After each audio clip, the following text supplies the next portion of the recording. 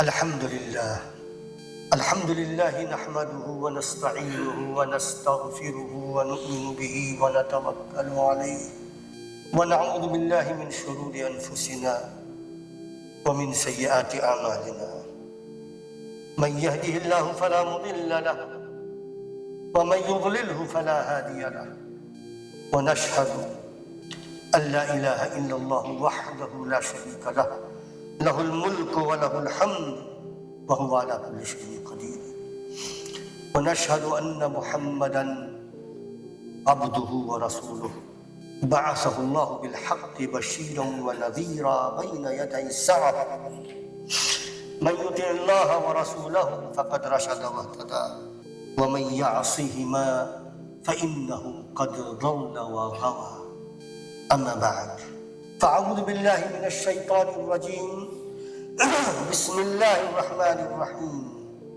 اللہ رب العالمین اپنی آخری کتاب قرآن کریم میں فرماتا ہے والذین ہاجروا فی اللہ من بعد ما ظلموا لنبوئنہم فی الدنیا حسنہ ولأجر الآخرۃ اکبر لو کانوا یعلمون۔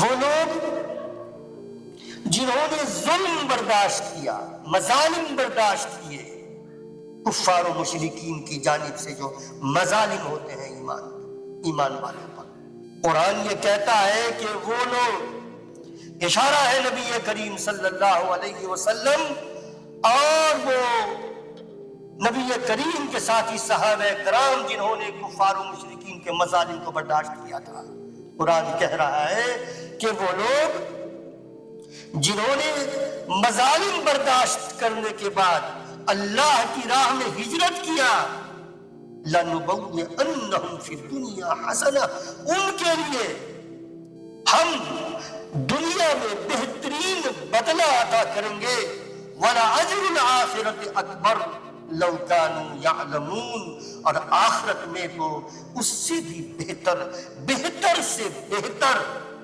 اجر ان کے لیے ہے، کاش لوگ یہ جانتے۔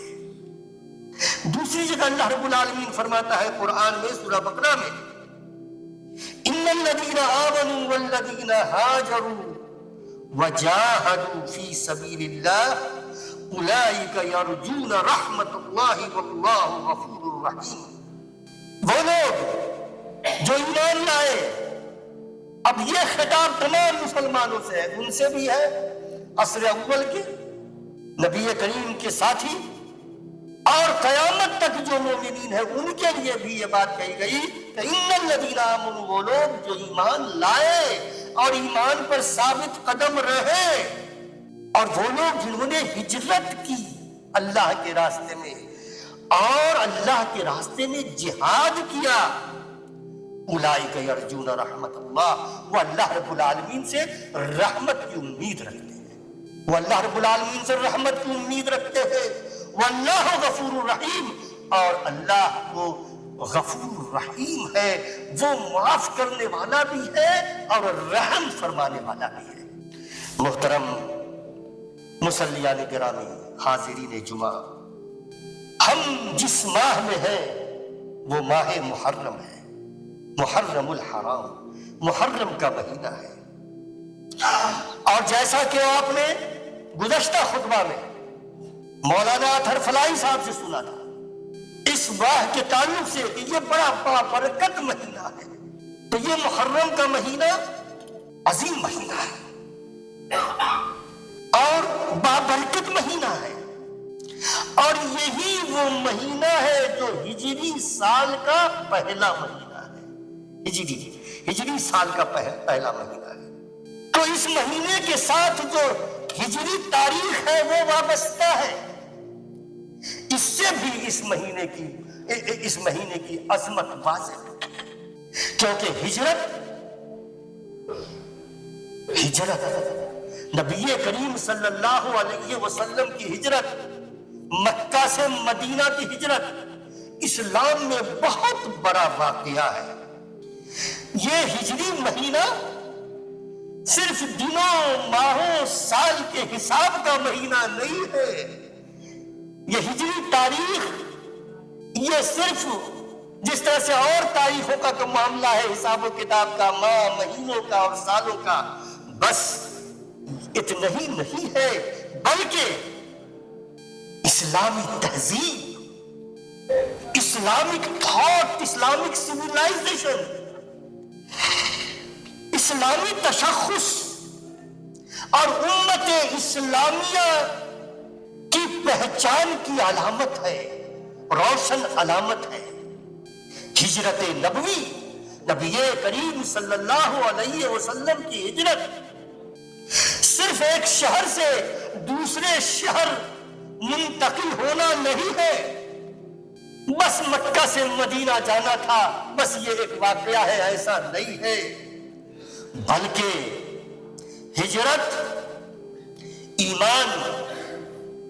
ایمان، آپ کو پتا ہے کہ ہمارا موضوع ایمان کا ہے اور اس پر کئی خطبے ہو چکے ہیں اور یہ سلسلہ جاری رہے گا۔ آج بھی ایمان کے تعلق سے ایمان اور ہجرت، ان دونوں میں کیا سمبند ہے، کیا تعلق ہے، ہجرت کی کیا اہمیت ہے، اس پہ آج گفتگو ہو رہی ہے۔ تو ہجرت جو ہے وہ ایمان، قربانی، صبر، اخلاص، توکل اور دین کی سربلندی کے لیے ہر چیز کو قربان کرنے کا عملی نمونہ ہے۔ ہجرت کیا ہے؟ ہجرت کیا ہے؟ ہجرت ایمان کی علامت ہے، سچے ایمان کی علامت ہے، ہجرت قربانی کی دلیل ہے، ہجرت صبر کا نمونہ ہے، ہجرت اخلاص کی دلیل ہے، ہجرت توکل کی دلیل ہے اور علامت ہے، ہجرت دین کی سربلندی کے لیے ہر چیز کو قربان کر دینے کا نام ہے، یہ ہے ہجرت۔ تو ہجری کیلنڈر جو ہم لوگ کہتے ہیں، وہ ہجری کیلنڈر جو اسلامی تاریخ ہے، اس کا تعلق ہجرت سے ہے، اس کا تعلق ہجرت نبوی سے ہے۔ نبی کریم صلی اللہ علیہ وسلم جو وہاں سے ہجرت کی، آپ کو پتا ہے کہ مظالم کے پہاڑ توڑے گئے مکہ میں، اور آپ کو پتا ہے کہ وہ مظالم کے باوجود مختلف قسم کی مظالم اور مختلف قسم کی اذیتیں دی گئیں نبی کریم کو بھی اور مومنین کو بھی۔ اور آپ کو پتا ہے کہ سب سے پہلی ہجرت صحابہ کرام کی، جب اللہ کے رسول نے اجازت دی تو صحابہ کرام برداشت نہیں کر پا رہے تھے، اس قدر ظلم اٹھا رہے تھے کفار و مشرکین۔ تو پہلی جو ہجرت تھی وہ کہاں کی تھی؟ حبشہ کی، جسے آج ہم ایتھوپیا کہتے ہیں، ایتھوپیا، یہ واقعہ ہے، آپ جانتے ہیں۔ پھر دوسری ہجرت صحابہ کرام نے مدینہ کی تھی اور آخری میں نبی کریم نے کی، اور پھر اس کے بعد ہجرت کا سلسلہ چلتا رہا اور لوگ مدینہ جاتے رہے۔ تو یہ جو ہجرت ہے، ذہن میں یاد رہے، ذہن میں اس بات کو تازہ کیجئے کہ ہجرت کا مطلب ہوتا ہے ایمان اور قربانی اور صبر اور اخلاص اور توکل اور دین کی سربلندی کے لیے انسان کے پاس جو کچھ بھی ہے، جو صلاحیتیں بھی ہیں، جو دولت ہے، جو وقت ہے، جو خواہشات ہے، ساری کی ساری چیزوں کو دین کی سربلندی کے لیے، اقامت دین کے لیے، اللہ کی رضا کے لیے، بندگی کے راستے میں خرچ کرنا، لگا دینا، انویسٹ کر دینا، یہ ہے ہجرت۔ محترم، آپ کو جیسا کہ میں نے کہا 13 سال تک مظالم ڈھائے جاتے رہے مکہ میں، 13 سال تک، یہاں تک کہ نبی کریم صلی اللہ علیہ وسلم کو بائیکاٹ بھی کیا لوگوں نے، اور نبی کریم صلی اللہ علیہ وسلم اپنی فیملی کے ساتھ ایک باغ میں رہے، پتے چبانے پڑے نبی کو بھوک کی شدت میں۔ وہ بائیکاٹ کا واقعہ ہے جو کبھی ہم آپ کو اور بتائیں گے۔ تو آخر کار 13 سال کے مظالم کے بعد نبی کریم صلی اللہ علیہ وسلم اسلام کی خاطر، دین کی خاطر، دعوت اسلامی کے لیے اپنے گھر بار کو، اپنے مال کو، اپنے کاروبار کو، اپنے رشتہ داروں کو، اپنی ساری چیزوں کو، اپنے وطن کو اللہ کی خاطر چھوڑ دیا، اور صحابہ کرام نے بھی یہی راستہ اختیار کیا۔ یہ جو ہجرت ہے، اس چند باتیں آپ کے سامنے رکھتا ہوں جس سے ہجرت کی اہمیت کا اندازہ ہوتا ہے۔ ہجرت سے اسلام کی تاریخ میں یا اسلام میں دعوت اسلامی میں اسلام جو ایک آیا جو نظام حیات ہے، میں بتا چکا ہوں، اسلام صرف نماز پڑھنے کا نام نہیں، نماز فرض ہے۔ اسلام صرف روزہ رکھنے کا نام نہیں، لیکن روزہ فرض ہے۔ اسلام صرف زکوٰۃ دینے کا نام نہیں، لیکن زکوٰۃ فرض ہے۔ اسلام صرف حج کرنے کا نام نہیں، لیکن حج فرض ہے۔ تو پھر اسلام کیا ہے؟ یہ جو عبادات ہے یہ فرائض ہے، یہ شعائر ہے اسلام کے۔ یہ جس شخص کے اندر نہیں ہوگا وہ مومن نہیں ہو سکتا۔ لیکن اسلام کیا ہے؟ اسلام کی تعریف کیا ہے؟ اسلام کا انٹروڈکشن کیا ہے؟ اسلام کا پریچے کیا ہے؟ تو اسلام نظام زندگی ہے۔ اسلام صرف عبادات کا نام نہیں، اسلام میں عبادات ہے، اسلام میں اخلاقیات ہے، اسلام میں معاملات ہے۔ تو پوری زندگی پر محیط ایک سسٹم ہے، پوری زندگی کے لیے a complete system of life, a complete divine system of life، یہ ہے اسلام۔ تو ہجرت سے کیا ہوا؟ کیا فرق پڑا؟ ہجرت کی اہمیت دیکھیے، ہجرت کی وجہ سے جب نبی کریم صلی اللہ علیہ وسلم اور صحابہ کرام مدینہ تشریف لائے تو اسلام کو ایک آزاد معاشرہ ملا، اسلامی معاشرہ قائم کرنے کے لیے ایک معاشرہ، ایک سماج ملا۔ نمبر ایک۔ نمبر دو، اسلامی اخوت قائم ہوئی، اسلامی بھائی چارہ قائم ہوا۔ میں بتاؤں گا اسلامک بھائی چارہ کے تعلق سے، اور جب اسلامک بھائی چارہ کے تعلق سے بتاؤں گا تو ضرورت اس بات کی ہوگی، اس وقت جب بتاؤں گا سنیے گا، آپ کو اپنے آپ کا مراجعہ کرنا پڑے گا، دیکھنا پڑے گا کہ آپ کا جو ایمان ہے اس کا گراف کہاں پہنچا ہوا ہے۔ وہ آئینہ میں دکھاؤں گا جس میں ہم اپنے ایمان کو دیکھ سکتے ہیں، ہم اپنی حالت کو، ایمانی حالت کا جائزہ لے سکتے ہیں، ہم میجر کر سکتے ہیں ایمان کو۔ ایمان بھی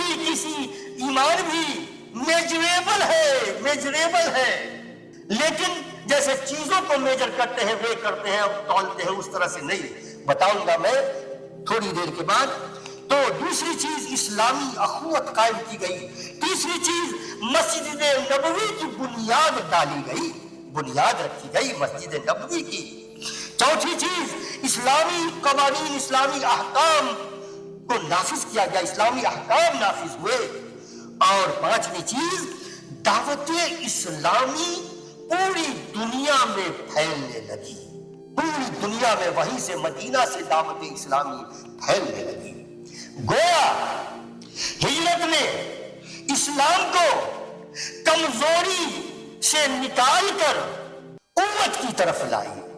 ہجرت مظلومیت سے غلبہ کی طرف لائی اور انتشار سے استحکام کی طرف لائی۔ یعنی ہجرت سے اسلام کو کمزوری سے قوت، مظلومیت سے غلبہ اور انتشار سے استحکام عطا ہوا۔ ہمیں کچھ سبق ملتے ہیں ہجرت سے، ہمیں کیا سبق ملتا ہے؟ میں 4 یا 5 درس، لیسن ہجرت نبوی سے، لیسن صحابہ کرام کی بھی ہجرت سے، لیکن ظاہر ہے کہ نبی کریم صلی اللہ علیہ وسلم کی جو ہجرت ہے وہ عظیم واقعہ ہے۔ تو ہجرت سے ہمیں کیا اسباق کیا ملتے ہیں، لیسنز کیا ملتے ہیں، درس کیا ملتے ہیں؟ پہلا درس، جیسا کہ میری یہ بھی جو گفتگو ہی ہے اس سے جو بات مترشح ہوتی ہے، پہلا درس ہے دین کے لیے قربانی۔ ہجرت سے جو بات ہمیں سبق لینا ہے، جو لیسن ہمیں لینا ہے، وہ ہے دین کے لیے قربانی۔ نبی کریم صلی اللہ علیہ وسلم اور صحابہ کرام نے ہمیں سکھایا کہ اللہ کے دین کے لیے اگر قربانی دینی پڑ جائے تو پیچھے نہیں ہٹنا چاہیے، آج ہمیں سوچنا ہے صحابہ کرام جو حبشہ کی طرف گئے یا مدینہ کی طرف گئے تو کس طرح گئے؟ اس سچویشن، اس کیس کو اسٹڈی کیا۔ ایمان کے ساتھ اور گھر بار کے ساتھ رہنا مشکل ہو گیا تھا، ایمان کے ساتھ اور اپنے کاروبار کے ساتھ مکہ میں رہنا مشکل ہو گیا تھا، ایمان کے ساتھ اپنے وطن میں رہنا مشکل ہو گیا تھا، ایمان کے ساتھ اپنے رشتہ داروں کے ساتھ زندگی گزارنا مشکل ہو گیا تھا۔ تو صحابہ کرام نے کیا کیا تھا؟ بارگیننگ کی، سمجھوتا کیا، کمپرومائز کیا ایمان کے ساتھ، اور دونوں لے کر کے چلے تو تمہیں ایمان بھی ہے چلو کسی حد تک, اور رشتے دار بھی, کاروبار بھی, گھر بھی, ساری چیزیں, دولت ہے, اس سب کو لے کر کے ایک ساتھ چلے, یا سب کچھ چھوڑ کر کے ایمان کو لیا اور چل دیے؟ کیا کیا صحابہ کرام نے؟ کیا کیا؟ اپنا گھر بار چھوڑ دیا, دولت چھوڑ دی, کاروبار چھوڑ دیا, رشتے داروں کو چھوڑ دیا, اپنے وطن کو چھوڑ دیا اور نکل پڑے. تو یہ جو چیز ہے میں نے بتایا آپ کو کہ یہ قربانی, تو یہ قربانی ہے, پہلا درس قربانی کا ہے ایمان. تو گویا ایمان کے ساتھ کوئی بارگیننگ نہیں ہوگی, پوری زندگی ایمان کے لیے, اللہ کی رضا حاصل کرنا, اللہ کی بندگی کے ذریعے, یہی مقصود زندگی ہے. اور اللہ کی رضا کے لیے جو کچھ بھی قربان کرنی پڑے گی ہم قربان کر دیں گے. اب سوال یہ پیدا ہوتا ہے کہ کیا ہم اب آپ سے میں سوال کرتا ہوں, اپنی ذات سے بھی اور آپ سے بھی سوال کرتا ہوں کہ کیا ہم اپنے وقت کو, اپنی خواہشات اور اپنے معاملات میں دین کو ترجیح دیتے ہیں؟ دین کو ترجیح دیتے ہیں, پرائیورٹی دین کو دیتے ہیں. ہم اپنی زندگی میں جب نفسی خواہشات آ جائے, نفسانی خواہشات, ڈیزائرز, فیلز, ہمارے جو خواہشات ہیں وہ, ہمارے پاس جو اوقات ہے وہ, ہمارے پاس جو دولت ہے وہ, ہمارے پاس جو صلاحیتیں ہیں وہ, ان تمام چیزوں کو ہم دنیا کو بنانے میں لگا دیتے ہیں, یا اللہ کو پلیز کرنے کے لیے, اللہ کو خوش کرنے کے لیے, اللہ کی رضا حاصل کرنے کے لیے, اقامت دین کے لیے بھی اس میں ہم لگاتے ہیں؟ یہ سوال ہے ہم سے اور آپ سے. دوسری چیز, دوسرا درس, توکل علی اللہ, اللہ پر بھروسہ, اللہ سے تعلق اور اللہ سے بھروسہ. اب یہ میں آپ سے جاننا چاہوں گا, ہم اپنے آپ سے ہم پوچھتے اور آپ اپنے آپ سے پوچھئے کہ ہمارا تعلق اللہ سے کتنا ہے, اللہ سے کتنا تعلق ہے, اللہ کے اوپر بھروسہ کتنا ہے. بھروسہ, اللہ پر بھروسہ ہے یا اپنی قوت بازو پہ بھروسہ ہے, یا اپنی صلاحیت پہ بھروسہ ہے, یا اپنی دولت پہ بھروسہ ہے, یا آپ کے جو تعلقات ہیں لوگوں سے, بڑے بڑے لوگوں سے, منسٹر سے, پرائم منسٹر سے, اور ان سے اور ان سے, بڑے بڑے لوگوں سے, ان پہ بھروسہ ہے, یا بھروسہ اللہ پر ہے؟ زندگی میں بھروسہ اللہ پر کتنا ہے, اللہ سے تعلق کتنا ہے؟ ایک واقعہ تو وہ تھا کہ جب حضرت موسیٰ اپنی مومنین کے ساتھ نکلے تو جب اور پیچھے سے فرعون اپنی فوج کے ساتھ, اپنی لشکر کے ساتھ حد تباہ کر دینے کے لیے فرعون نکلا اپنی لشکر کے ساتھ, آگے نیل ندی, سمندر اور پیچھے فوج.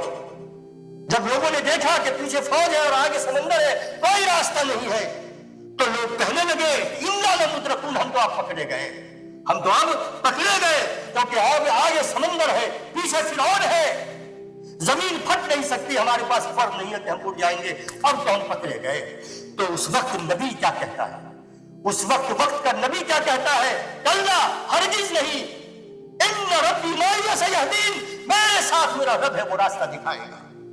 یہ بھروسہ, سارے راستے بند ہیں, راستے سارے بند ہیں, پھر بھی امید اللہ پر ہے, پھر بھی بھروسہ اللہ پر ہے. نبی کریم صلی اللہ علیہ وسلم ہجرت کے تعلق سے میں بتا رہا تھا, تو جب غار ثور میں تھے اور کفار و مشرکین شمشیر لیے کھلے تلاش میں تھے, اور یہ فیصلہ تھا کہ نبی کریم کے سر کو قلم کر دینا ہے, ختم کر دینا ہے, اور پہنچ گئے, کہاں پہنچ گئے, غار ثور کے پاس. غار ثور میں نبی ہے اور ابو بکر ہے, دونوں ہیں ساتھ میں, اور وہ بس جھک کے دیکھتے تو دیکھ لیتے. اس وقت اللہ کے رسول صلی اللہ علیہ وسلم فرماتے ہیں ابو بکر سے کہ اے ابو بکر لا تحزن ان اللہ معنا, لا تحزن, اے ابو بکر مت غم کرو, ہمارے ساتھ ہمارا اللہ ہے. تصور کیجیے, راستہ بند ہے, غار ثور ہے, پہاڑ پہ, چوٹی پہ, کہیں کوئی راستہ نہیں ہے, کفار و مشرکین بیٹھے ہیں. توکل, اللہ پر بھروسہ. محترم بھائیوں, اپنا جائزہ لیجیے کہ ہمارا بھروسہ کتنا ہے اللہ پر, اللہ سے کیسا تعلق ہے, یا بس خالی خونی جمعہ کا دن ہے, نہا کے آگے ٹوپی پہن کے نماز پڑھ کے چل دیے, کہیں کچھ نہیں ہے, کوئی تعلق نہیں اللہ سے.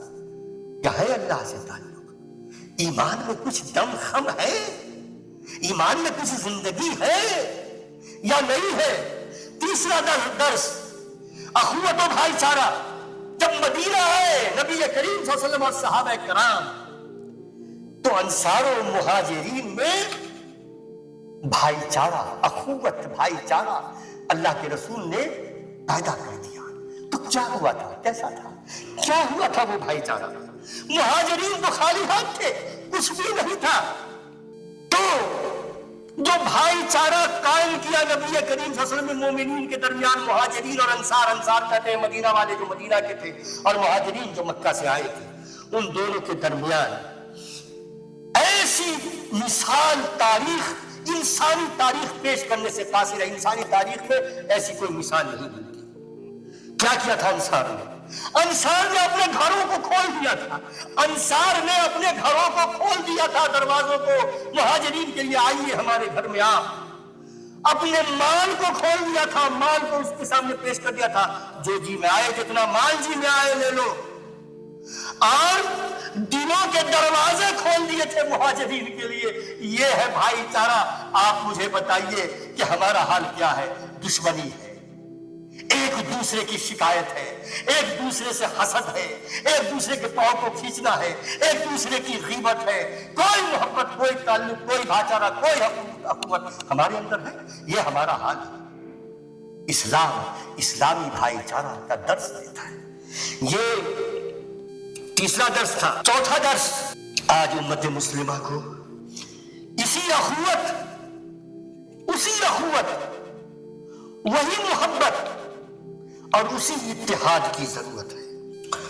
پانچواں درس اور آخری درس یہ ہے کہ مشن جیسا بھی ہو اس کے لیے پلاننگ کرنی چاہیے، اس کے لیے تخطیط کرنی چاہیے. بغیر پلاننگ، بغیر تخطیط کے نہیں جانا چاہیے. جب پلاننگ کرتے ہیں آپ تو آپ اپنے مشن میں کامیاب ہوتے ہیں. نبی کریم صلی اللہ علیہ وسلم جو ہجرت کیے اس پر غور کیجئے گا تو عقل حیران ہو جاتی ہے.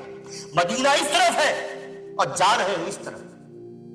اونٹ کی تیاری کیسے، راستہ کیسے ہوگا، کس طرح، ساری پوری پلاننگ کے ساتھ جب نبی کریم صلی اللہ علیہ وسلم نے ہجرت کی ہے تو ہمیں یہ درس ملتا ہے کہ ہم اپنی زندگی کو مرتب کریں، اپنی زندگی کو مرتب کرے، اپنے اوقات کو مرتب کرے، اور جو ہمارا مشن ہے اقامت دین کے لیے منصوبہ بندی کرے. اور اقامت دین کے علاوہ بھی زندگی میں بہت ساری چیزیں ہم کرتے ہیں، اس کے لیے بھی، ان امور کے لیے بھی ہم کو پلاننگ کرتے ہیں. محترم، آخر میں دو باتیں میں عرض کرنا چاہوں گا، دو بڑی اہم باتیں. گناہوں سے ہجرت. اب آج کہہ سکتے ہیں کہ ہجرت کا مقصد تو ختم ہو گیا، اب کیا؟ نبی کریم صلی اللہ علیہ وسلم نے فرمایا المہاجر من حجر ما نہى اللہ عنہ، کہ مہاجر وہ ہے جس نے اللہ نے جن چیزوں سے منع کیا ہے اس سے وہ رک جائے، اس کو وہ چھوڑ دے، اس سے وہ دور ہو جائے. گویا گناہوں سے ہجرت، بے شرمی سے ہجرت، اللہ رب العالمین کی نافرمانی سے ہجرت، ان تمام چیزوں کو چھوڑ دینا یہ بھی ہجرت ہے. لہذا ہمیں گناہوں سے، جھوٹ سے، ظلم سے، سود سے، بددیانتی سے، حسد سے، دوسروں کے حقوق مارنے سے، بے حیائی سے ہجرت کرنی ہے ان تمام چیزوں سے. دوسری بات، پیغام. آج امت مسلمہ کو ہجرت کے پیغام کو دوبارہ سمجھنے کی ضرورت ہے.